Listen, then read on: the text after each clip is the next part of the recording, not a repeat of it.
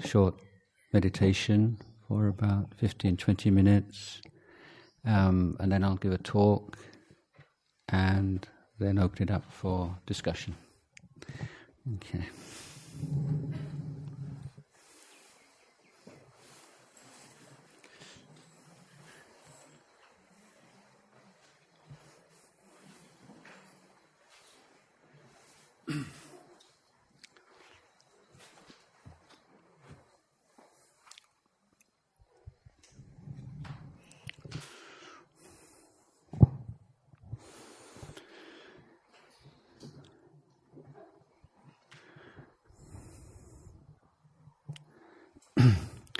So meditation posture, one in which the spine is straight but not rigidly so, and the rest of the body is relaxed.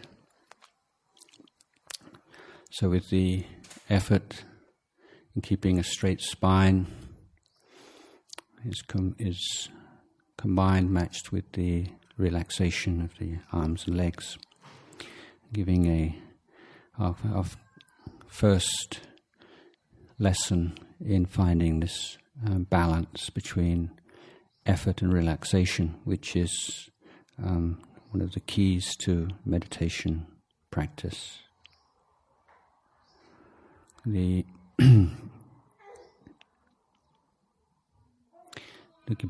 begin with, I'd like to invite you to be mindful, be aware of the sensations in the physical body, just to come home, as it were, to sensations which are already present, not sensations we're creating, but giving a firm foundation, basis for mindfulness of the breath. So be aware of whatever sensations appear at the top of the head. There might be a sense of pressure, of warmth, of throbbing, of tingling, or nothing at all. Just simply be aware of however it feels in that part of your body. And then the sensations on either side of the head and the back of the head.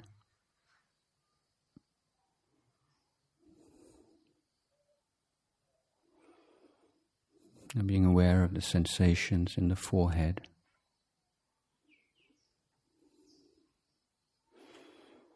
Just breathing in, breathing out, being aware of these various areas of the body as the breath enters and leaves. Sensations in the eyes, eyelids,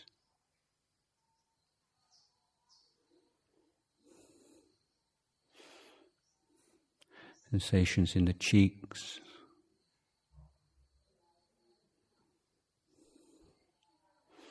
the two ears,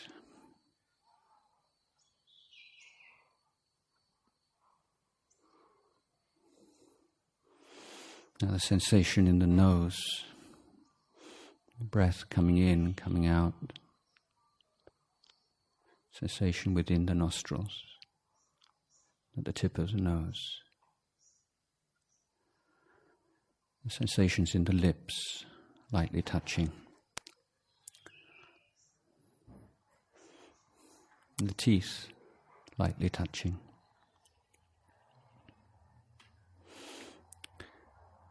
Sensation of the tongue in the mouth.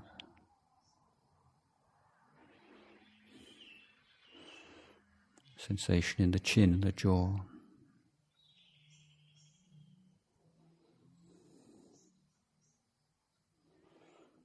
The sensation in the neck, the front, the sides, the back of the neck.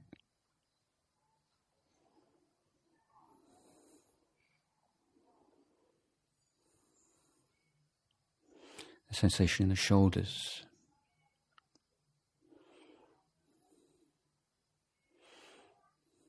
the arms, from the armpits downwards to the elbows, forearms, wrists, hands, fingers.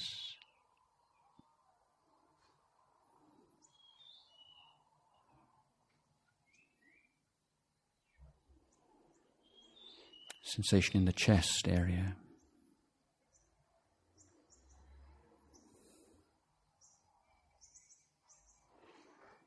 The stomach.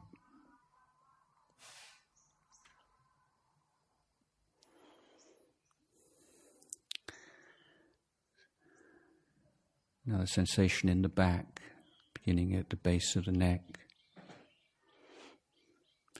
The sensations down through the spine, on either side of the spine, down as far as the coccyx.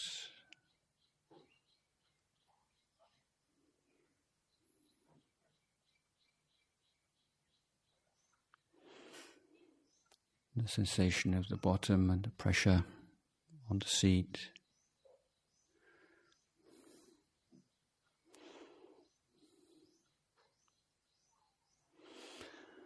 And the sensation in the legs, from the top of the thighs down to the knees, the calves, the shins, the ankles, feet, toes.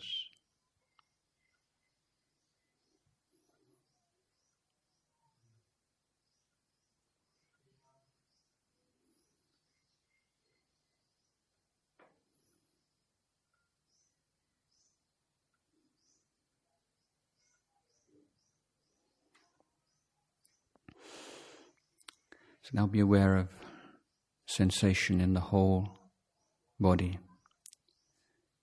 without choosing any particular area of the body. Just being aware of the body as a whole, breathing in, breathing out. Feeling the breath in the head, in the arms, the torso, in the legs. Almost as if the body was an oxygen balloon, expanding, deflating.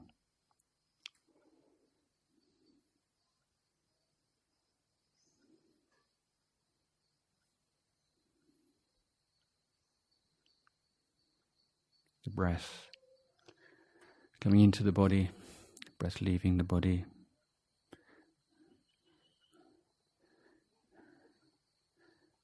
Sustaining sense of knowing. It's bright, clear, sharp. Knowing. Knowing the in-breath, knowing the out-breath.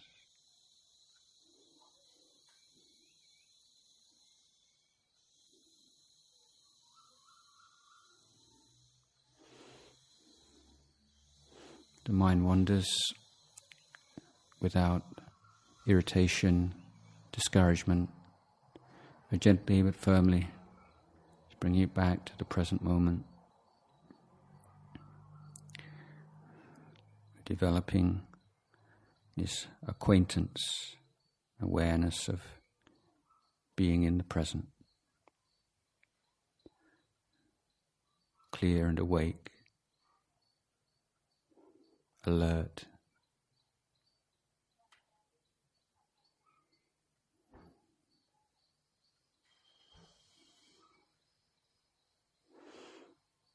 In the moment, the mind lets go of thoughts of the past and future, memories, expectations, immediate sense of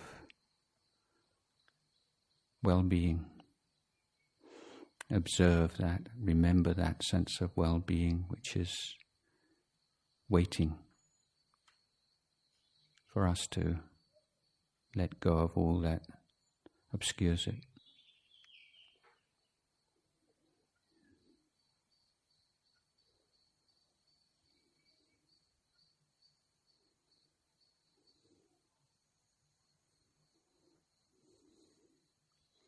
If the mind is still very distracted, then can go back to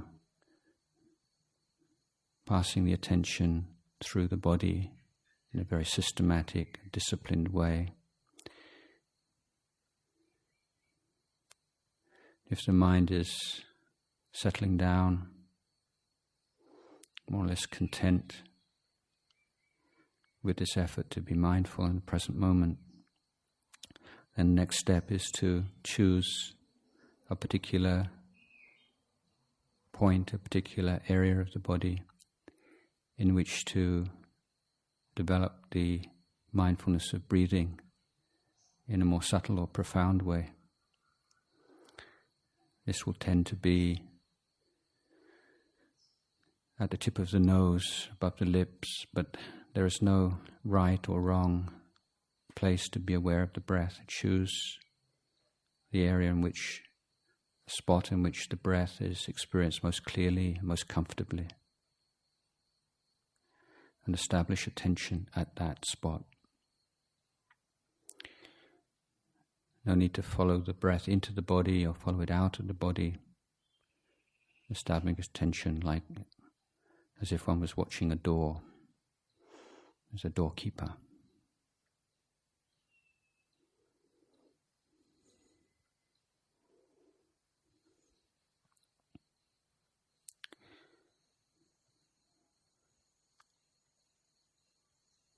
So develop this sense of interest, enjoyment of this effort.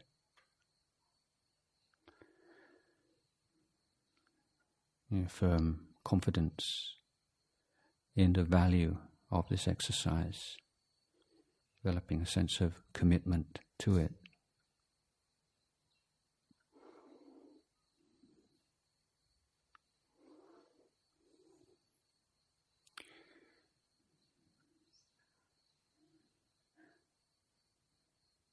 To help the mind develop this relationship with the breath, this intimacy with the breath, we may use a meditation word or mantra such as Buddho,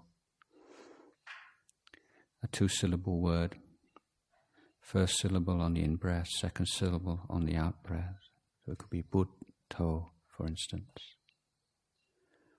The second method is to count the breaths. On an in-breath, counting 1, on an out-breath, 1, in-breath 2, out-breath 2, in-breath 3, out-breath 3, in-breath 4, out-breath 4, in-breath 5, out-breath 5. And if we can count to 5 without losing track of the counting, in which case you have to go back to the beginning, then start a second count from 1 to 6, and then 1 to 7, then 1 to 8, then 1 to 9, and 1 to 10. One cycle of this breathing exercise is completed when we're able to count 1 to 5, 1 to 6, 1 to 7, 1 to 8, 1 to 9, and 1 to 10 without getting distracted. So you make that a goal to work towards. It's a challenge. So I can simply be aware of the sensation of the breath, fostering feelings of interest, enjoyment, and commitment. Or I can use a meditation word such as Buddho, or use the counting method to develop the first stages of the mindfulness of breathing.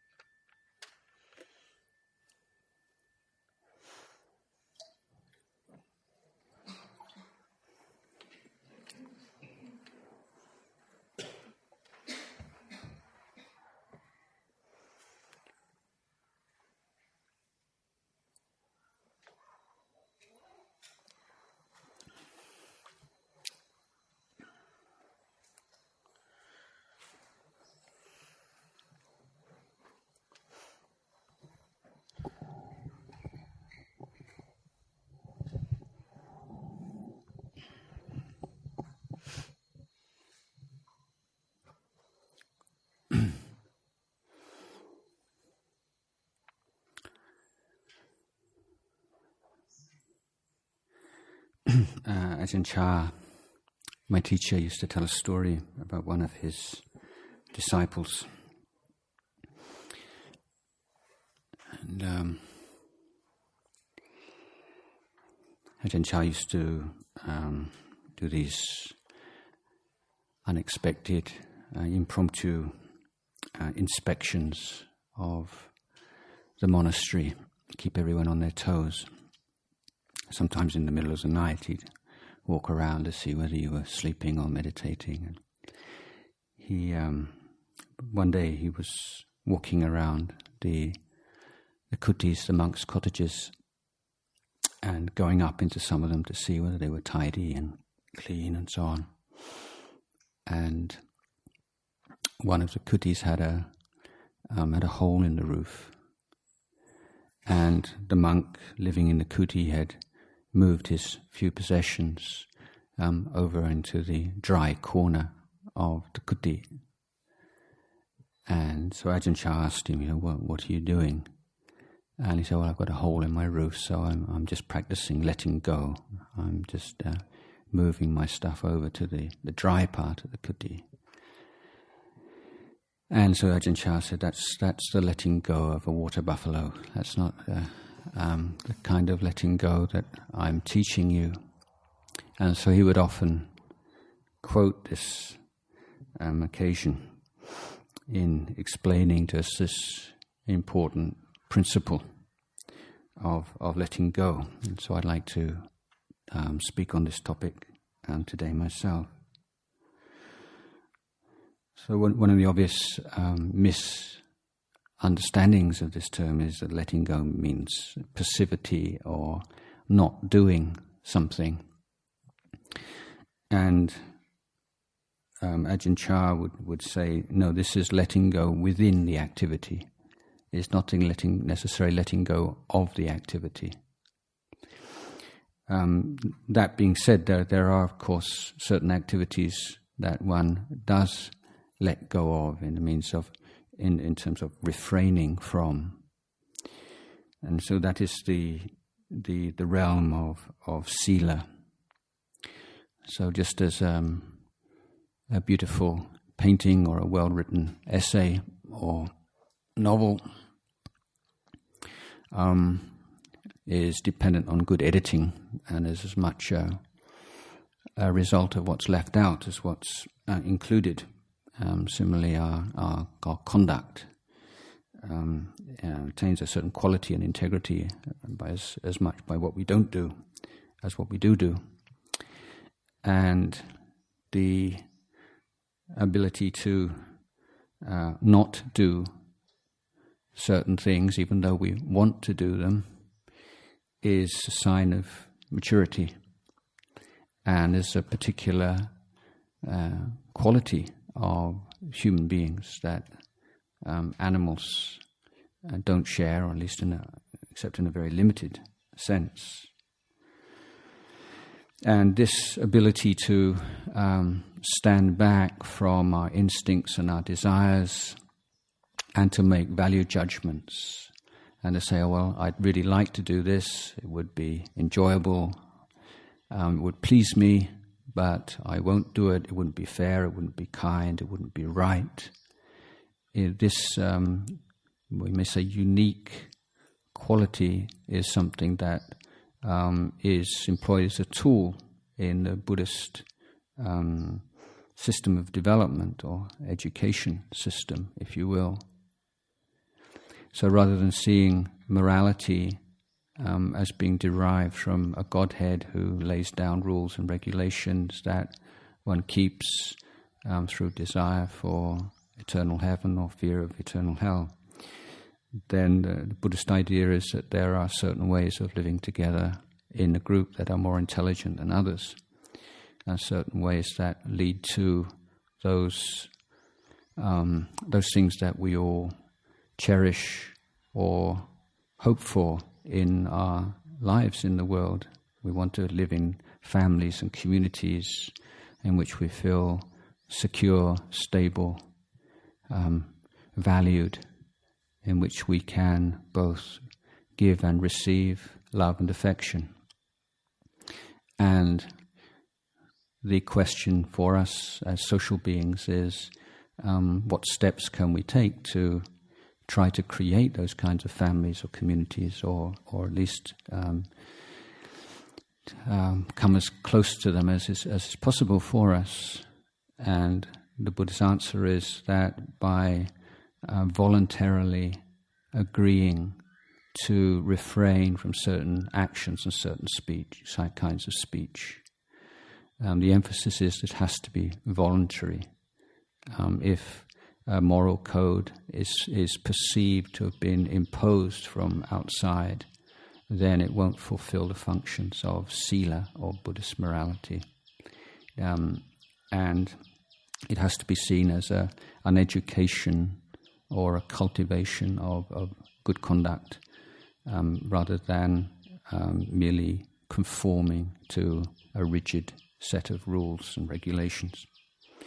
So we make use of this quality to edit our conduct and our behavior in a way that all those around us feel safe, in which we recognize that we're all subject to negative emotions, toxic emotions, such as greed and hatred and jealousy and irritation, that these emotions can arise in quite irrational ways, and negative emotions can arise targeting people who we love and respect.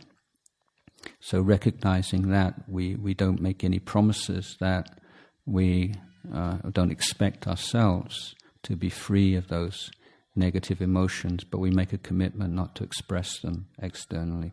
So we let go, in this sense, of certain kinds of actions and speech voluntarily in order to create the kind of, or to contribute to the creation of the kinds of families and communities that we'd like to live in, and also to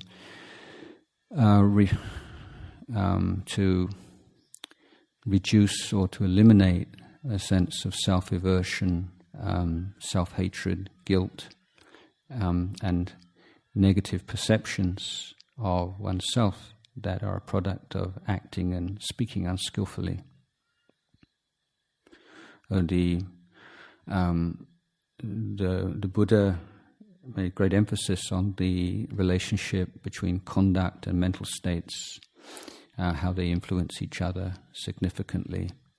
And one of the things we can observe quite easily is that if we act in ways which we feel unkind or inappropriate, then we don't want to be with ourselves very much.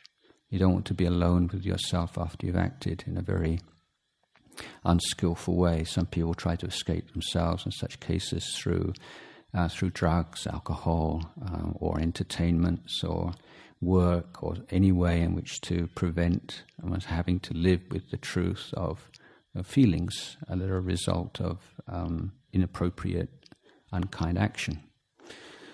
So one of the values of taking care of the quality of your actions and speech is that you feel a friend to yourself. You like being with yourself. You like being alone. And the present moment awareness is not intimidating or frightening or threatening in any way.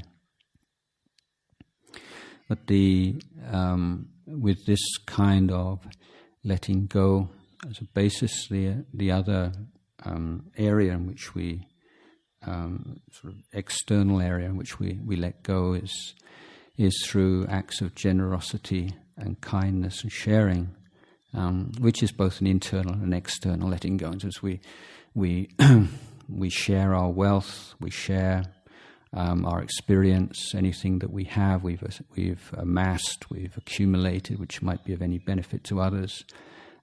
We learn how to let go of our attachment, let go of our selfishness and stinginess through giving and sharing and experiencing the joy of giving, and gradually undermining this sense, this is mine, it's nobody else's, and the narrowing and the negative effects of such thinking.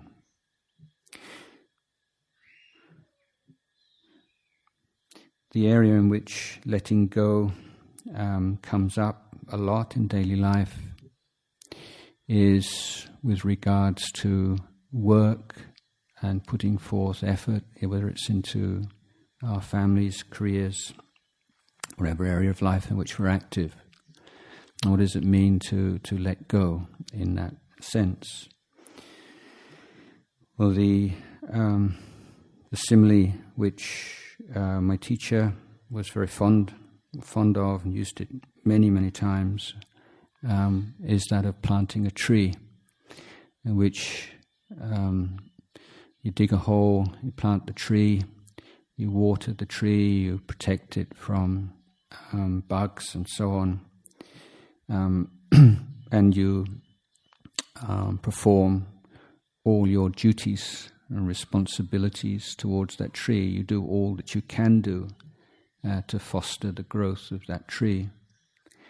But you cannot take responsibility for how quickly that tree grows and whether the fruit that it bears is sweet or bitter. These are out of your hands. They're a function of the soil, of the climate, of rainfall, of so many different things over which you have no control.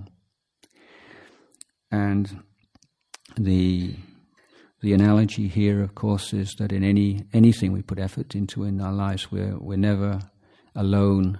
We're never working in a vacuum. There are always other factors out of our control which are going to play a part. Sometimes maybe particular people or institutions or political systems or economic factors.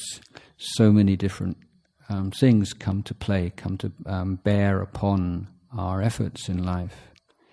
And so the skill is to recognize in which areas we take responsibility and in which we let go. And from letting go here is letting go of expectations or demands. Expectations that because we put so much hard work into something, we made so many sacrifices, we did something with such integrity and purity of heart, that therefore we have a right to certain rewards which should be, we feel, commensurate with the quality and length of the effort that we put in. But when we look at it in terms of the causes and conditions that are coming into effect here, we see that effort of ours is just one strand, is just one element of this complex stream of causes and conditions, and that there is no necessity at all that things should result in the way that we would like them to. So we let go of that expectation, we let go of that demand that things should work out the way that we want them to work out. And so we put forth effort with chanta, which is a Pali word meaning wholesome, intelligent desire. There are two kinds of desire. There's a desire that comes from ignorance and wrong ideas and mistaken assumptions, and there is the desire that comes through wisdom and understanding. So when we act with chanda, with wise, intelligent desire, our desire is on doing the best we can and on constantly developing and improving that best and taking joy in the work itself, in the creation, in the effort itself, rather than in the result of the effort. Nevertheless, we do need to have a goal in mind. It's not totally in the present moment with the effort. And the analogy here is of swimming in a lake towards an island in the middle of the lake. Now the unwise person swimming towards the island in the middle of the lake lifts his head up above the water and is looking intently on the island. And so obvious results, lifting the head up from the water means that the stroke is affected and starts to swim much more slowly, and it gets more tired. And secondly, it just seems as if progress is very slow, like the watched kettle never boils, and you keep your eye on the goal all the time. It seems like you're not getting anywhere. So the wise swimmer notes where the island is, and then puts his best effort into swimming in the best, most efficient way possible, and then every now and again lifts his head up just to check whether he's still swimming in a straight line towards the island. And this is the analogy for effort in spiritual life, that one establishes a goal and then one puts one's best effort into the effort itself, the quality of the effort, and then every now and again just pops your head up just to check the big picture, check to see whether one is still aligned with the overall goal. The problem, one of the problems with people encounter with meditation practice that I've noticed is the sort of application of worldly ideas to meditation, seeing it as a kind of a difficult and kind of unenjoyable chore, but which has like a wonderful goal at the end, which was something of peace or enlightenment or some kind of special experience. And so when meditators find they're struggling with agitation and sleepiness and dullness and kinds of negative thoughts, and they can very easily assume that I'm not very good at this just doesn't work, or I'm doing it wrong, or maybe I need another technique or another teacher, and so on and so forth. Whereas, in fact, this is the idea. I mean, this is what you're supposed to be doing, if you like. It's not that if you don't realize this goal of peace, or however you want to characterize that state that you're striving for, therefore you're wasting your time, and everything which is not that state is a problem. But the idea behind meditation in its initial stages of developing mindfulness on an object, developing attention span, is that it reveals, it illuminates the way that our minds work.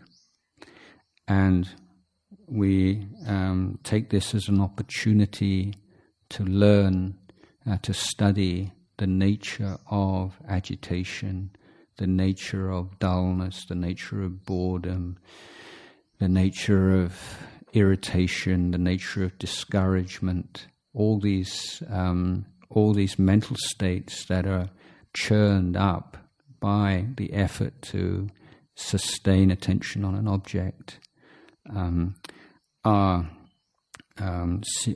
to be seen as objects of study, things to be known and understood, rather than as things that are stopping us getting what we'd like to get from meditation.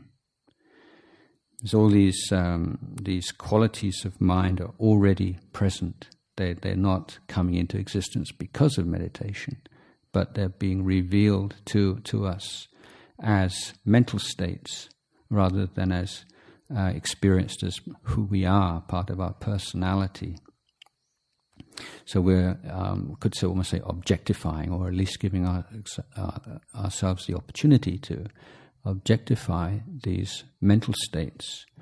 So we may say we're learning to see thought as thought, to seeing feeling as feeling, to seeing perception as perception, rather than experiencing them as who we are.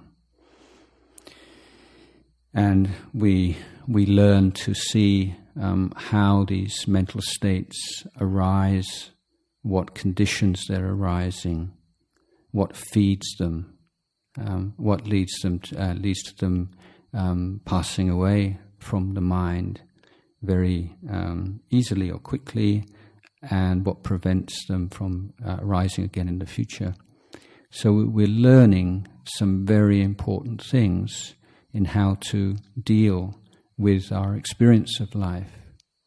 So if we're putting effort into being mindful of the breath, and then the mind wanders off, you bring it back, and then you start to feel irritated, start to force it, then that's probably an indication that that's how you approach problems in your daily life. And if you feel discouraged very easily because you can't meditate on the breath, it probably means that you're someone who tends to get discouraged with other challenges in life. So it's a very honest appreciation of the way our minds work, but this isn't at the same time like therapy, or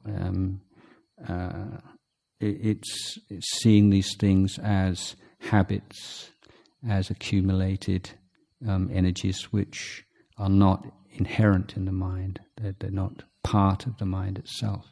Just things that we've learned to do, learned to think, learned to perceive, and which we can unlearn if we're willing to put the time and the effort into that practice.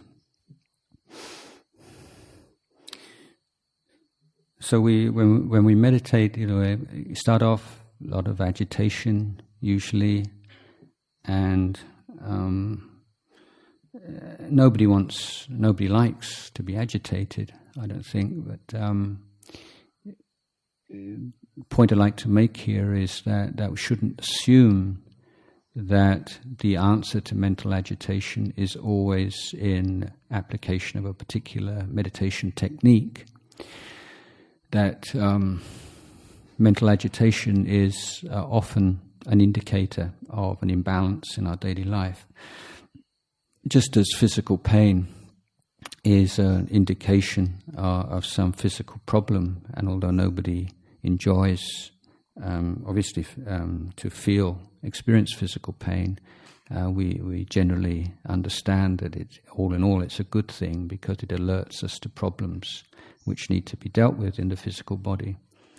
Mental agitation, if it's a chronic problem which shows no signs of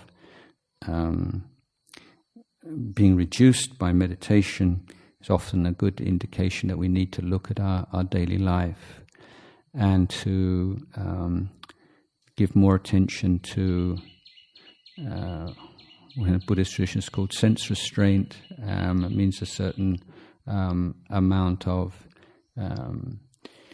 reduction of the stimulus that we experience day by day. These days we're using brains which evolved to their present state a very long time ago, and which were not designed to have to deal with the amount of information that they receive these days. So this sort of information overload is not so surprising. So it's important in daily life to give some thought to just how much information we need to be absorbing, and in areas in which we can simplify our lives and simplify the workings of the brain by reducing the amount of stuff in it, is a very useful, important adjunct to meditation practice.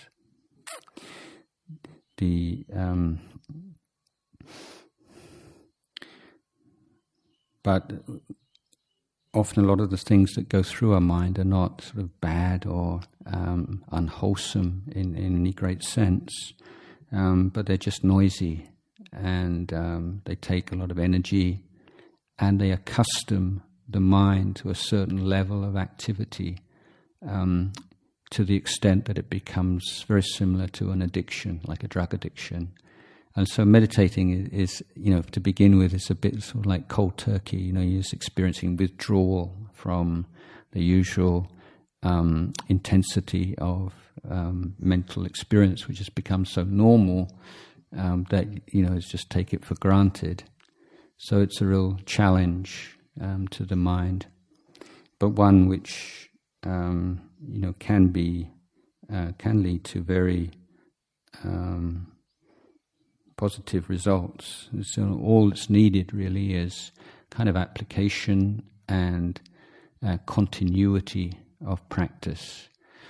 Again, there's a classic simile here is of the caveman with the two sticks, rubbing them together to get fire, and he rubs them, and then after a while he starts to get tired and just thinks, I'll just put them down for a few minutes and have a rest and then carry on a bit later, and then picks them up again until it gets tired and puts them down again, does this a number of times and concludes that you can't really get fire from two sticks. You've tried it many times and it doesn't really work. It's probably just some kind of superstitious belief. Obvious fallacy there is that this particular process requires a continuity of effort which hasn't been applied. Every time you put the sticks down, they cool down, and you're starting from scratch. You're not carrying on as you thought you were. And meditation is like that. It's really important to keep doing it and keep applying yourself to it. But meditation practice in itself really only becomes transformative when the rest of our life is in sync with it, and there's a general approach to life of interest in learning from experience, developing this ability to observe and to be present to our experience. And so one of the values of meditation is learning to do something which has no immediate result. So usually, in the world we're doing this. So when we've done this, we can do that, and then we can do that afterwards. And there's always this very goal-oriented activity in one way or another, except when the mind goes to the other end of the pendulum and just wants to let go in a very heedless way. So in meditation, we're learning how to put effort without any guarantee of any tangible result, at least in the near future, and to learn how to enjoy that, and to be skillful enough to enjoy effort in something that we find meaningful and useful. And so we're learning how to see between mental states as we're more mindful.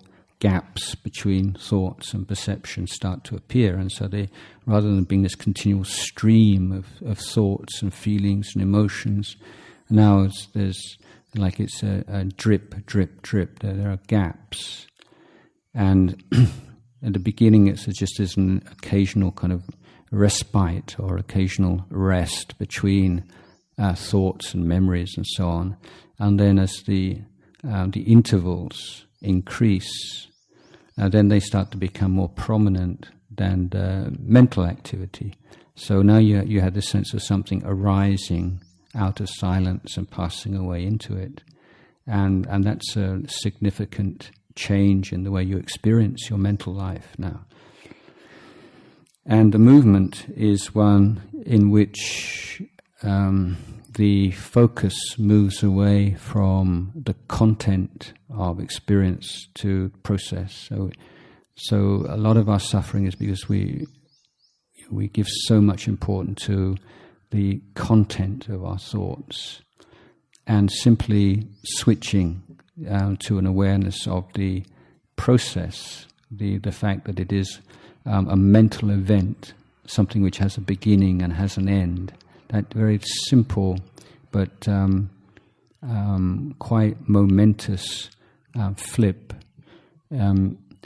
is something that can only really be experienced consistently and in a way that leads to transformation through meditation practice.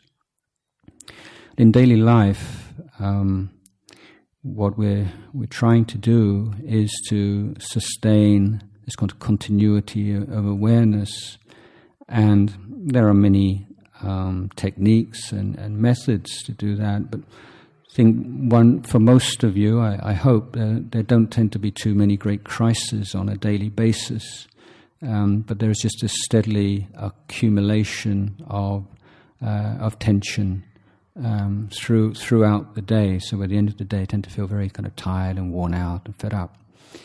But if you can puncture that steady accumulation on a regular basis, it doesn't build up, and you can maintain a sense of freshness throughout the day. So that can be achieved in very, very kind of simple ways.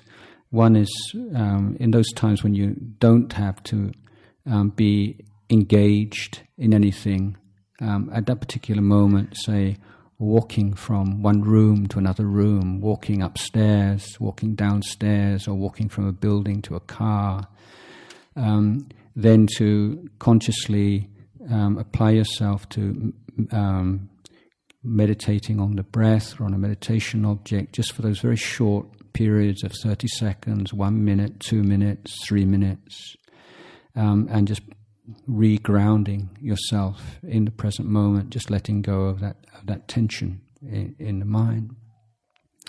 Another very simple and effective means is to take 3 breaths before you pick up your telephone.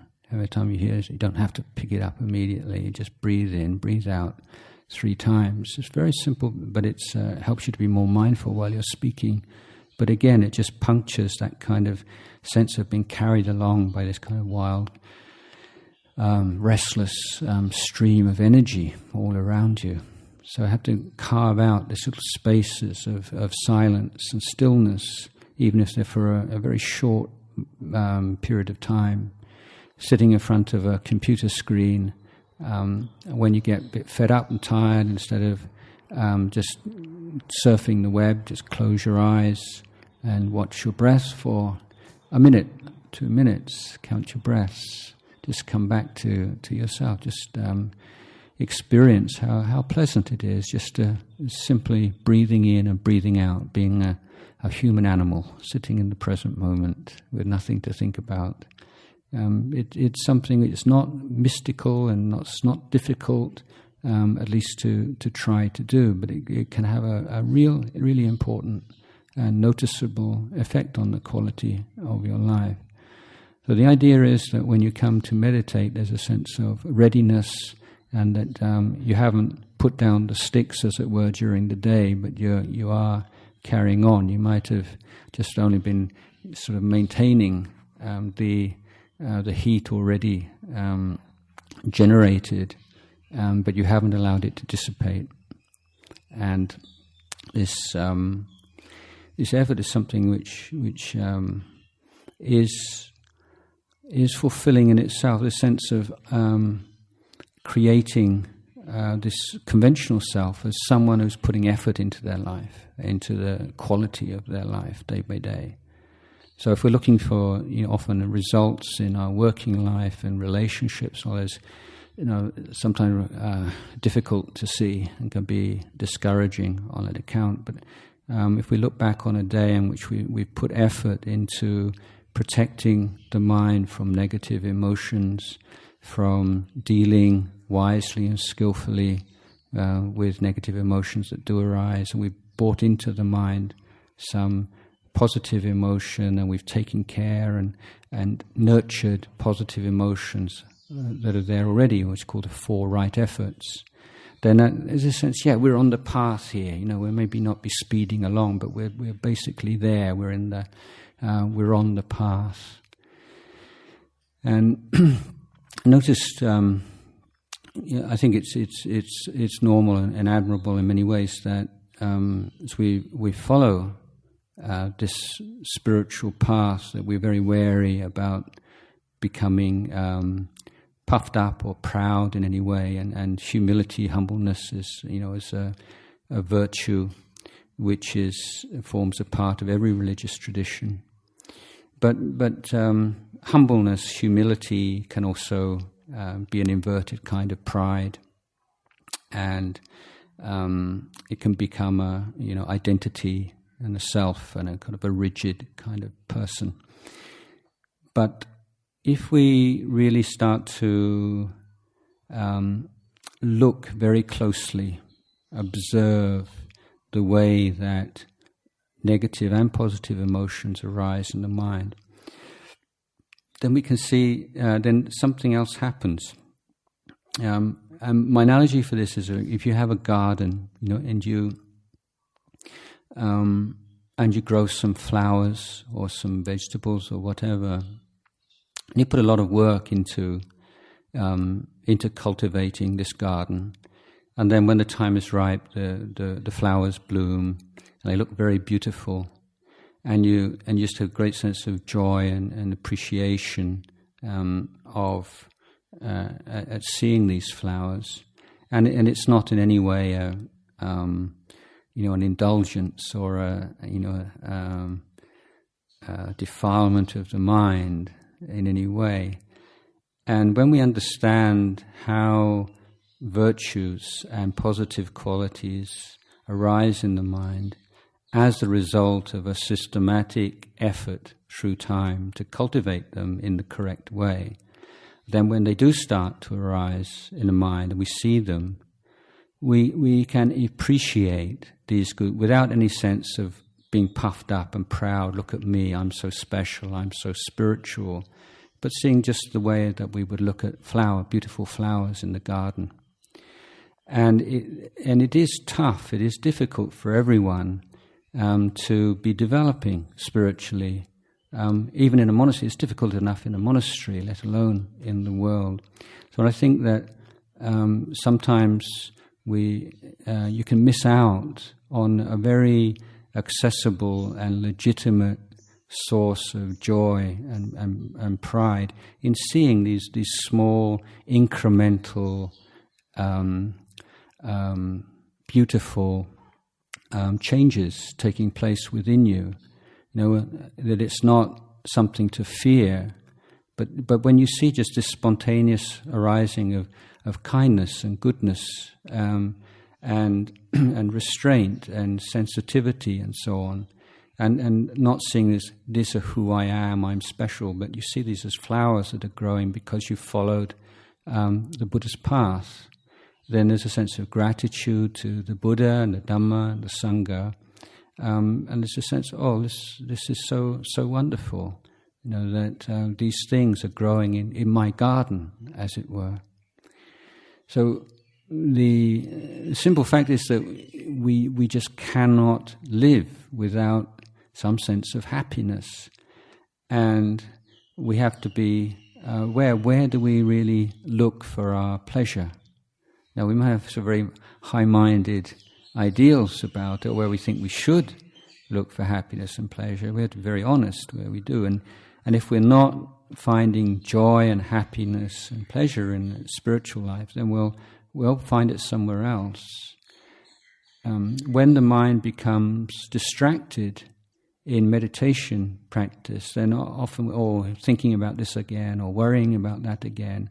And our analysis tends to focus on the content of the thought or the worry that is occupying the mind.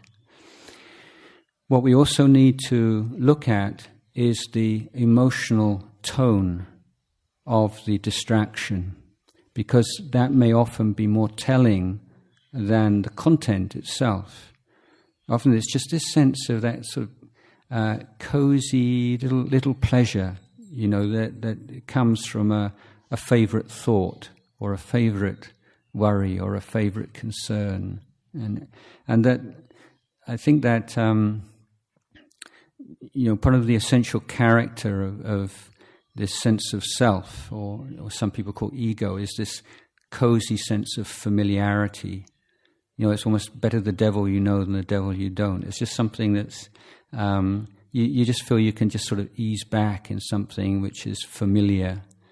And so that sense of just a kind of mild pleasure that comes from mental distraction in meditation is the story, as much as, the story or the content of what you're thinking about. And so to recognize that helps to prevent it. But what is perhaps most important is to cultivate this sense of appreciation and enjoyment and commitment to the meditation itself. Again, to observe and to remember and to recollect just how good it feels when the mind is without distractions. The sense of clarity and peace of the mind is such a sublime feeling, even if it's just for a flash, just for a moment, and to recognize that is something which is available to us through this practice, and a sense of joy in being able to do this in the first place, of having this contact with such a teaching, having met this wonderful means of cultivation and having the opportunity to apply it. So there are various kinds of reflections that you can apply, but all with the idea of bringing up this sense of satisfaction and contentment with meditation object. So if you can cultivate this joy and contentment with the meditation process, independently of the present experience of clarity or lack of clarity, but just this overall sense of this is such a worthwhile thing to do. This is such an important part of my life. That in itself helps you to let go of this move out of the present moment into the realms of imagination and memory. Because this in the end is what it is. The past, all the things that have happened in the past, whether it's in this life or previous lives, right now what remains is memory. And the future, whether it's a future that we look forward to with trepidation and fear and anxiety, or with excitement and anticipation, all those future scenarios are just present thought, present imagination. So being aware of memory as memory is an understanding of the past, and being aware of thought as thought, and it encompasses the future. So past and future all meet in the present moment. Now, present moment awareness is not, the end in itself. It's not the goal. Be here now is not the goal of meditation, but it's a necessary condition for the arising of wisdom. Because this is where the Four Noble Truths are to be known in the present moment. So if we, as I often talk about Buddhism as being an education system, and I say the present moment is the classroom. This is where you learn what you need to learn. And until you can be in the present moment consistently and over a long period of time, then you're never really able to penetrate these profound truths, never able to understand what letting go might be. Ultimately, letting go is letting go of the sense of me and mine. And through this bright, clear, sharp, precise, powerful presence of mind, begin to see that that sense of me and mine is something that we add on to experience. It's not part of experience itself. The sense of me and mine is very strong when the mind is very clouded and affected by emotion, the clearer, the brighter the mind is, the less the sense of me and mine. When the mind is in a state of samadhi, then there is no sense of me and mine. So me and mine is not like a fixed aspect of experience. It's something which arises and passes away dependent on other things outside of itself. So but this is not an insight which has to wait for a very refined level of meditation. If you have developed some level of mindfulness, you will have had that experience of just suddenly something pops up into the mind, just something appears in the mind, something occurs to the mind or dawns in the mind, without any sense of volition, or that there is someone who is thinking that or is making that happen. It's something that arises, and then if the mindfulness is very good, the knowing of it arises simultaneously. If the mindfulness is not so good, then it arises and then the mindfulness catches up with it afterwards. But the sense that things are just happening by themselves without some orchestrator, without someone standing behind experience and making it happen, is one of the central insights of Buddhist meditation practice. I speaking with a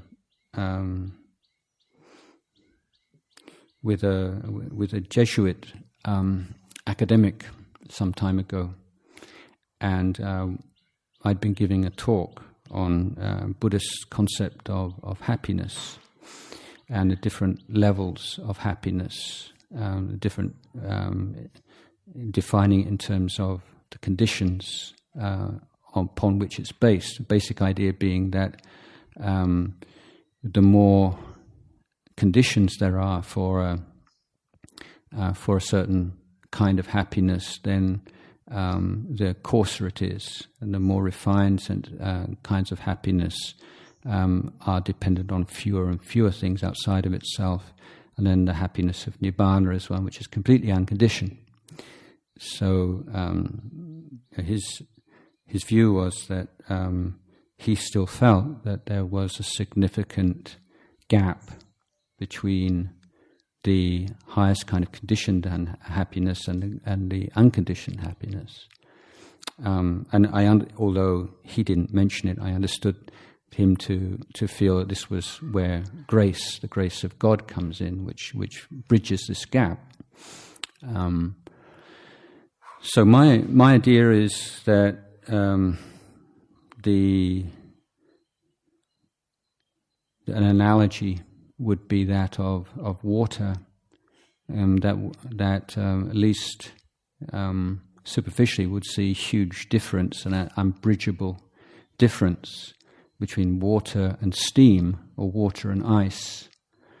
If we didn't know that those three things are transformations of the same element, we wouldn't necessarily think that they were very obviously one and the same thing.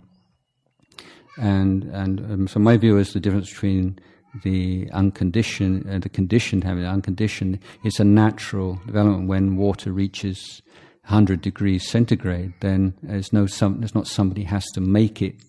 There has to be some external force that transforms water into steam. But water becomes steam when it reaches that level. It's just a natural process.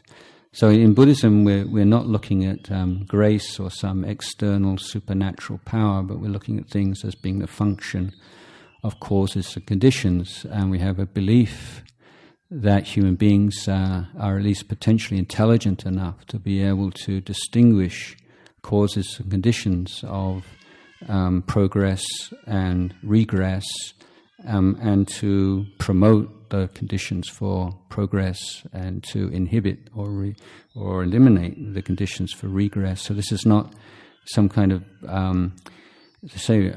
a mystical, strange, exotic. It's just applying same kind of principles you apply every day in your daily life into your working life, and into your internal life, and not seeing why there should be any great difference. If you have a problem with your car or your problem in your working life, say, what is this problem? What's the extent of the problem? What are the causes of the problem? What do we need to do about it? What can we do about it? What do we do first? What do we do? What can we leave later? What are our resources? This kind of thinking is just absolutely normal, natural to anyone in their external life. But why do we never think to apply, or very rarely think to apply these same principles to our internal problems? So it's not so different. Simply that we've never performed even the most basic kind of mental hygiene, or developed any kind of internal discipline, or really applied ourselves systematically enough to developing this tool of human mind. We can probably think quite well in particular areas in which we've studied or in which we feel comfortable. But that quality of thinking tends to be very circumscribed. And we tend to have big black areas in which we revert to magical thinking or no thinking at all. So the Buddhist idea is what we're trying to do is to develop our minds in such a way as that when it is appropriate and necessary to use the thinking mind, then we can use it and think about what we want to think about in an intelligent and penetrative way. But when it's not necessary to think, then we don't have to think. And one of the traps, or one of the biggest obstacles for people who use their brain a lot, or their thinking mind a lot, and are successful in life because of their thinking ability, is to identify with it and to consider it me and mine. So the idea of meditating in such a way as to let go of thinking can be particularly threatening, because, if there's no thinking, then who am I? Who would be left? If you think that I'm proud, all that I'm most proud of in my life is a function of my thinking, then it's quite a challenge to consider following a path in which we're letting go of that thinking. But the comfort is, of course, not being asked to anesthetize your critical faculty, simply to discipline it and to use it in those areas where it should be used, rather than allowing it to spill over into areas of life in which it is more harmful than useful. And also allowing us to experience the joy and the openness of a mind that doesn't have to think. It's not neurotically conditioned to find something to think about all the time.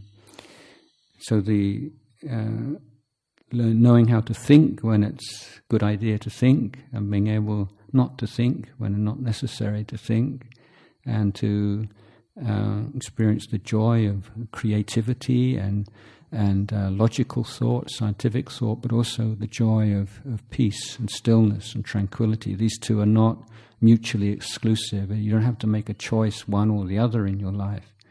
And in fact, ultimately, they nurture each other. When you can cut all the junk out of your thinking mind, then you open up areas for more useful and creative thinking than were there to begin with. So we're letting go of this attachment to thought, attachment to memory, attachment to perceptions, attachment, this is how it is this way because I think it is, because I feel like this, and not taking how we feel about things, how we think about things, our ideas about things, our views, our philosophies as being ultimate, but seeing them as merely that. We've all got ideas, we've all got views, we've all got opinions, we've got things we like, we've got things we dislike. That's completely normal, natural part of life. But the idea is that we just don't take them quite so seriously anymore. We say, yes, it's just that. I have this sense of like, I really enjoy this, or I really don't like that. That's all right. But, it's just that. It's just a thought. It's just a feeling. It's something conditioned. It might have been something that happened when you were a boy or a girl, or it might have been something from a past. It's irrelevant, really. It's a feeling that arises. But knowing it and not allowing our mind to be conditioned by it, but simply to see it as part of the mental weather. So letting go of attachment to things doesn't necessarily mean that those things are not there anymore. The things that do disappear are the negative, the toxic mental states, because all the toxic mental states are dependent on a wrong perception, a mistaken, distorted perception of things. So the more clearly you see things, then the more those negative mental perceptions and so on will disappear. But positive sort of idiosyncratic likes, dislikes, affinities and so on, these things are relatively unaffected.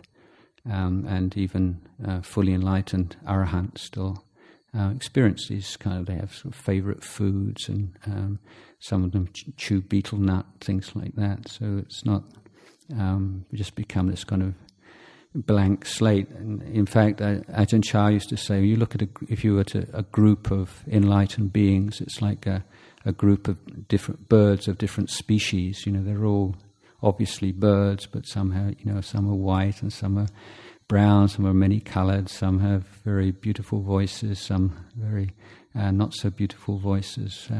Their only similarity is that they're all birds, and he said it's the same way with enlightened beings. So that's the talk I'd like to share with you today. Thank you. We have a bit of time for questions, a few questions. I did have one question, one observation. I don't know if you've noticed, maybe you haven't, but in these Pali, there's a lot of talk about attachment, but not much talk of letting go. I don't know if you've noticed that, but I guess it's there by implication.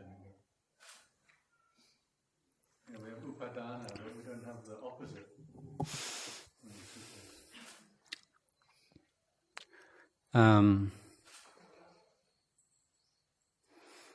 Just something to... I'm just trying to sort of mentally flick through I mean, in the Satipatthana Sutta, the mind, which is mindfulness, is not attached to anything in the world. So maybe it just doesn't come up as a sort of particular category, but it's sort of here and there throughout. But in the teachings of all those people who've penetrated to the heart of the Dhamma, it's something that they talk about a lot, isn't it? So, What you were saying about in your daily life, when you find little places to find times to breathe when the phone rings or something. When I worked in a jazz club with live jazz music, and I was a manager. I was only like 22, and it was too much for me. I was running around like an idiot. This is before I was a monk.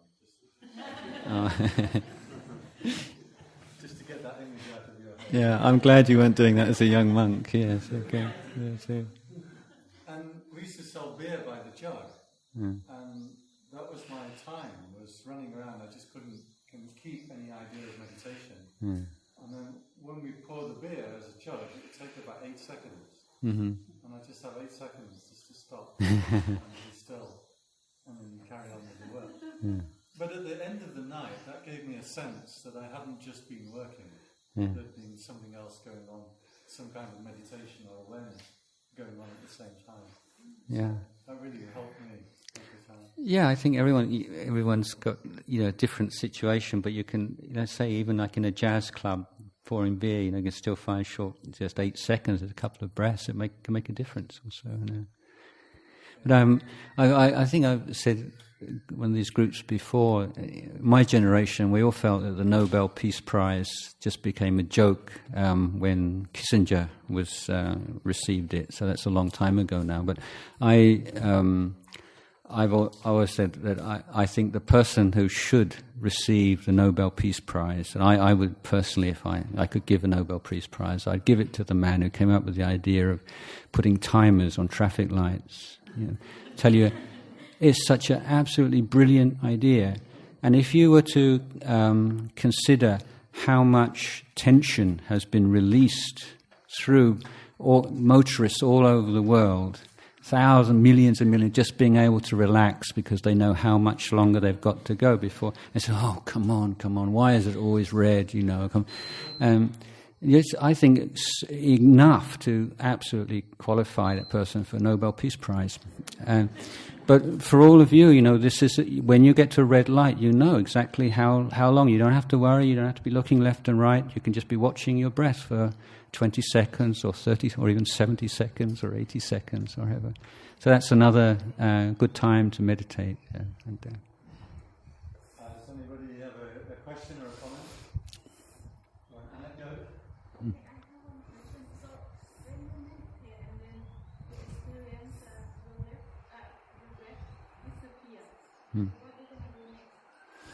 I just repeat the question? She was asking, when you do meditation and you experience the disappearance of the breath, what do you do next?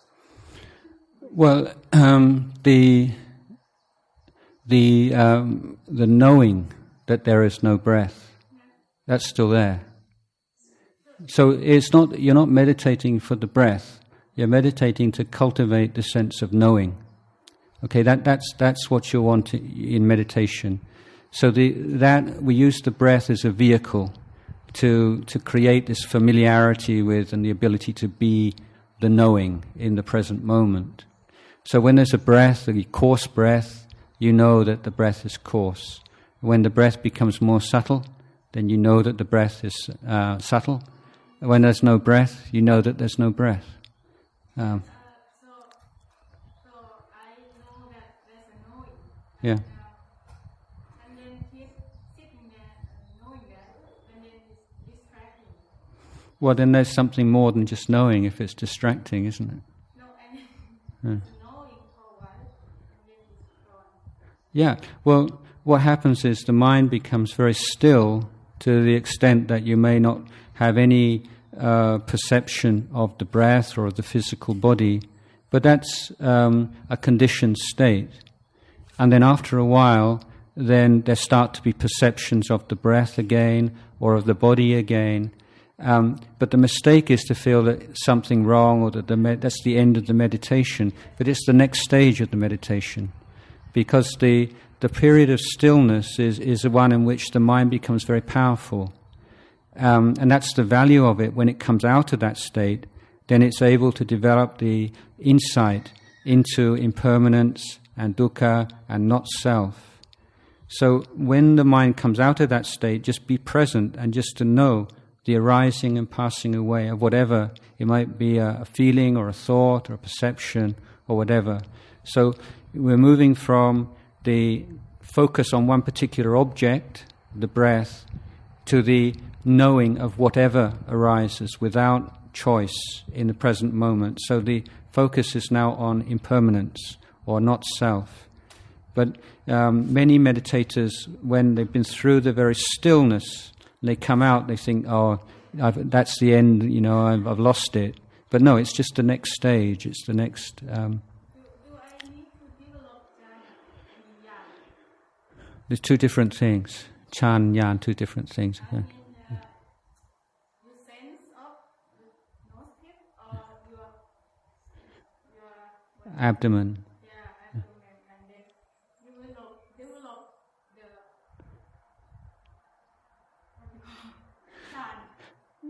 Well, you don't have to give it names. It's just be with the knowing. Don't need to create the light or the things. No, you don't need to be creating anything. You want to be knowing what's happening, what's going on. And, afterwards you come out of that state after an end of meditation, you might review it and you say, oh, that was maybe jhana, or that was... But that you don't want to be thinking in those terms during the meditation, or thinking, is this jhana, or is it this and that? or all you want to need is that clarity and precision of knowing in the present moment. So you could say, oh, if you're knowing and there's no breath and there's no body and there's just stillness and brightness, and you could say that's jhana state. But it's not necessary to be giving it these titles at the time, or even to be saying this is samatha, this is vipassana and things. So one last question for me. So okay, I have the knowing state, and then I feel like I don't want to lose it, and I feel like how can I get that state again? Well, then that's what they say is like adding legs onto a snake. It's not necessary to think about those things. That's you've lost your mindfulness. Then there's desire, there's doubt, these are hindrances that have come into the mind. So to recognize those kinds of thinking as hindrances, and to be protecting the knowing, not allowing those things to take over the mind. But the moment you start thinking, I want this kind of experience, I don't want that kind of experience, and how can I get this experience back again? Then you've lost the track, you've lost the path. But at the same time, you should be observing throughout the day those things that help you to sustain that sense of knowing, and those things that make it very difficult to sustain. And this is the way that you start to find that your life changes. The kind of choices you make, the kind of life you live, not being somebody else saying you should this and you should that, but you just feel, this works. This is in harmony with my goals and my aspirations, and this is not. Mm-hmm. Okay, anyone else have a short question, short answer? Don't have too much time. That was very short. Sorry,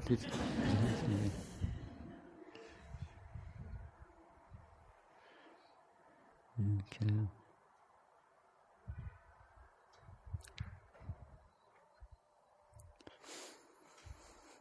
Anyone else have an experience in your daily life of trying to make a little space to be mindful? I have a little question. Just in daily life, how what approach should a normal person, apart from a meditation routine, which obviously would be beneficial, what should we do? How should we approach the desire on towards various things on a practical level in daily life? So the question is how to approach desire on a practical level in daily life.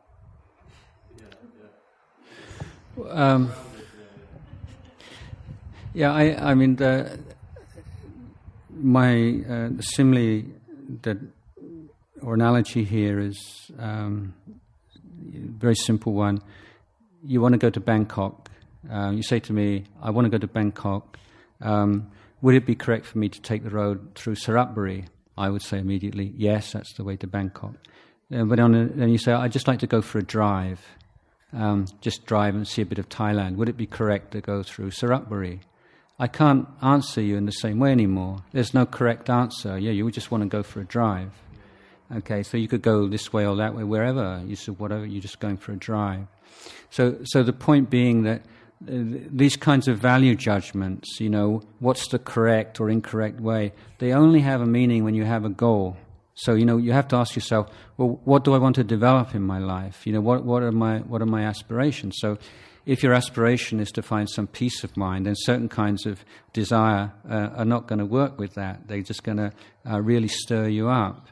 But if your aspiration is sort of maximum amounts of excitement in my daily life, then certain kinds of desire would work. So it always has to be related to what you really want to aspire to in your life. And then number one is observe. Always observe what works, what happens. When you act like this, when you follow this path, what happens? How do you feel afterwards? What are the long-term, short-term effects on physical, mental health, effects on relationships, effects on people? So more than anything else, I think the Buddhist path is one of observing. And because when you observe for yourself, it's not like something in a book. You say, yeah, I don't know about other people, but when I do this, it makes me feel terrible. When I do this, it really feels, my mind feels bright and calm and good. And I don't know what other people say. I just know for me this works.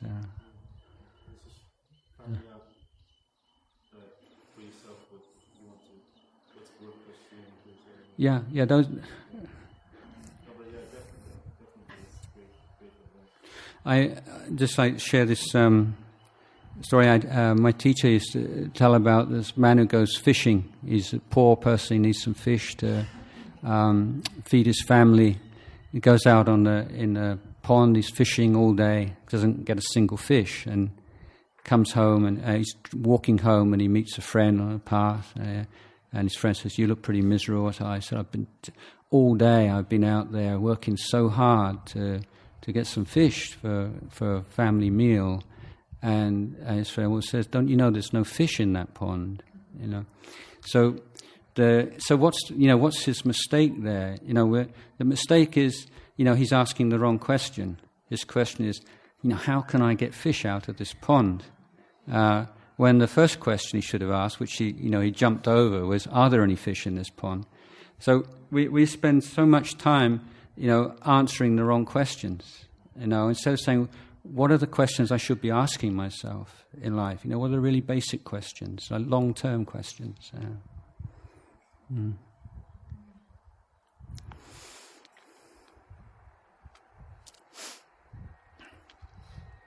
Okay, Dan? Yes, say yes, sorry. Doesn't it seem paradoxical to you that mindfulness could lead eventually to total unconditioning? Because I would characterize the state of total unconditioning as being one of mindfulness.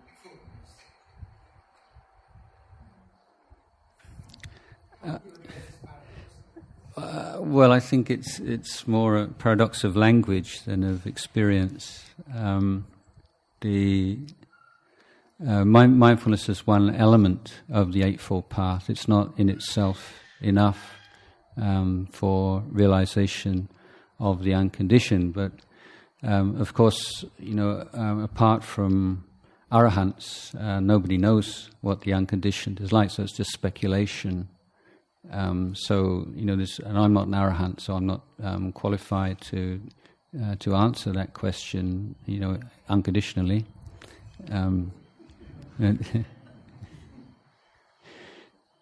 But I think it's more a matter of terminology and language than anything else. And the answer to this kind of question is you just do it and see what happens. But in a sense of the connection between immediate connection between mindfulness and unconditioned is the sense that when there's an impact, somebody does something, somebody says something, something happens, which the unmindful person reacts instinctively, automatically, whereas the mindful person doesn't. That there's a space there. So let's say someone treats another person with contempt. It's probably the most difficult thing to handle, out-and-out contempt. And then usually there's an immediate emotional response to someone treating you with contempt. So we can say very obviously that mental state, that reaction, conditioned by the impact. Whereas the mindful person, there's a stillness there, and there's not that reaction, but there's a response. So there's a sense of an inner freedom and a quality of wisdom which is conditioned by mindfulness, rather than the reaction, emotional, physical reaction conditioned by the speech or the action of the person. So that would be how I would understand, like, unconditioned in like everyday life as a first step towards sort of ultimate unconditioned nature.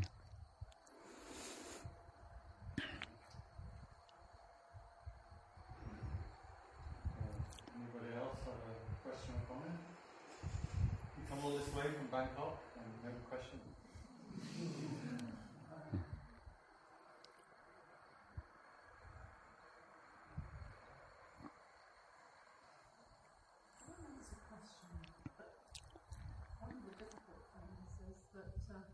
As things drop away more, most people's lives are involved with who they are and what they're doing, and so it becomes difficult with friends. What are you doing? Oh, nothing.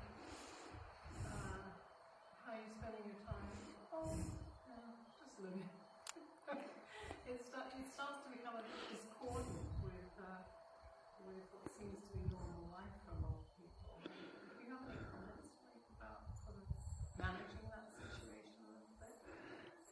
Without sort of getting caught up in trying to find something that's very important to do. Maybe you could repeat the question for... Go ahead. I wasn't listening that closely. Living your life without doing very much, because you're living more mindfully rather than for what you're attaining.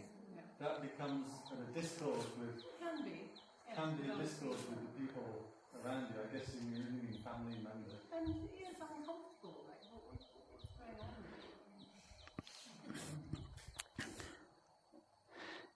Yeah, I don't know. I just feel like generally your life of the world is just like it's like a play, drama, and you just play your part. Like if you play Hamlet, you try and play it as best you can, or Olivia, or whoever you are. But there's one part of I'm not really Hamlet, but if an actor was to stand up on the stage to be on, I'm not really Hamlet, it's just, you don't have to tell everybody that, because everybody's, I think it's just part of it, isn't it?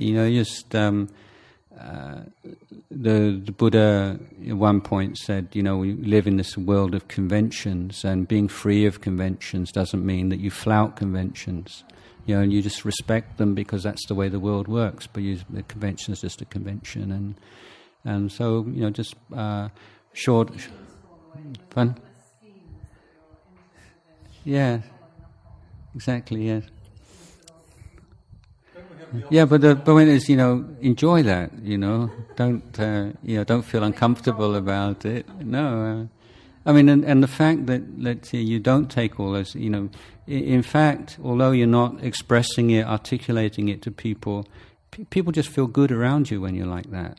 People who are caught up with those things. So it's actually, a form of giving to people around you. Don't we have the opposite problem, that we're supposed to be doing nothing, but actually we're getting interested in all kinds of little things? That's more common, isn't it? Yes. That's what they're busy doing nothing, working the whole day through. So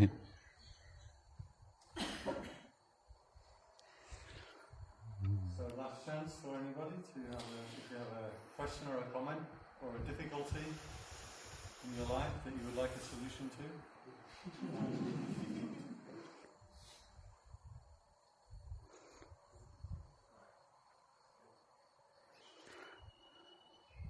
Okay, so if we're good, we'll call it a day at this point. I'd like to thank Ajahn Jayasaro You're welcome. for the talk for us in English today. Yeah. And thank everybody for coming. Glad everybody could make it. We'll be leaving at exactly 10 to 4. So if you're coming in the vans, please be by the vans at 10 to 4. Now I won't know, because some people might take a lift with somebody else, so you might not turn up at the van. So if anybody's not there, I probably won't know that you're missing. So do be there at 10 to 4, because we'll go whether you're in the van or not. Because I'll assume that you've got a ride with someone else if you're not there. And I hate to say it, but do go to the bathroom before we...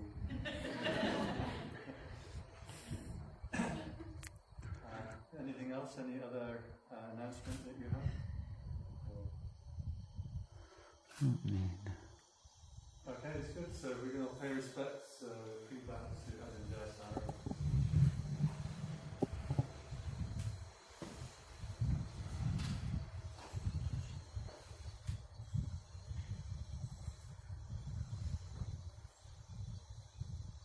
There are some Dhamma materials in English downstairs. Okay, are they for free distribution? Yes. Okay. So people can have.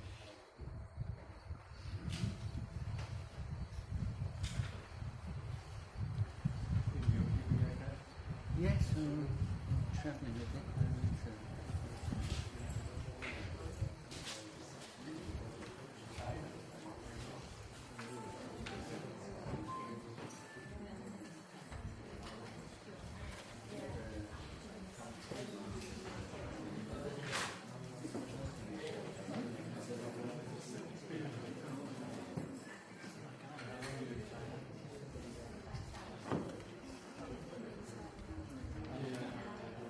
ปัจจัยต้องฝากไว้ข้างหน้า